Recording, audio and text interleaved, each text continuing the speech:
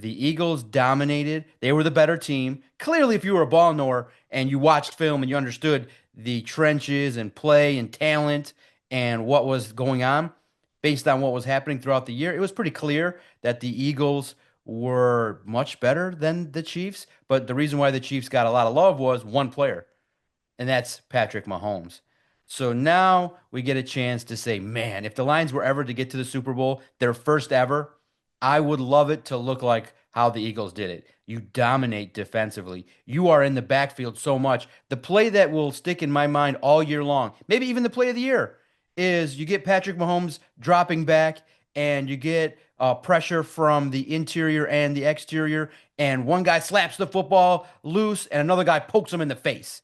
I mean, that's the epitome of dominating on defense. And so I do think the Lions are trying to build that way, but not as successful as Howie Roseman did it. And look, guys, we always look at it from the perspective of where the Lions are at in regards to the NFC and how close they are to a Super Bowl. But also, too, you have to put in the context that Howie Roseman has 5 times as much experience as Brad Holmes at the position and what he's doing. So I look at it from the perspective of where the Lions are at is a building roster that had an opportunity in 2023 to win it all, but unfortunately, execution didn't fall their way. The luck factor was a little bit more towards the Lions in 23, but they fall short against the 49ers. Hence why Dan Campbell reacted that way. 24 is a wash. It's an outlier. You can't judge exactly where the Lions are at rebuild wise because there were so many injuries.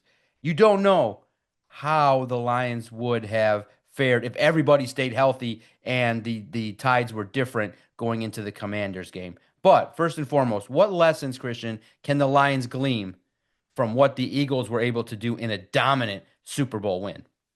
Yeah, I think the biggest thing is, like you mentioned, the defensive line dominance by the Philadelphia Eagles.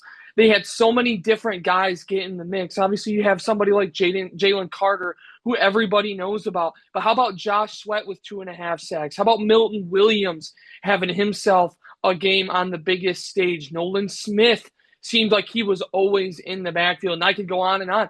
They just have so many options. Like their rotations in the trenches are just full of talented players who can come in and do the job. And that's exactly what they did. They made the best quarterback in the game, who was going for a three-peat.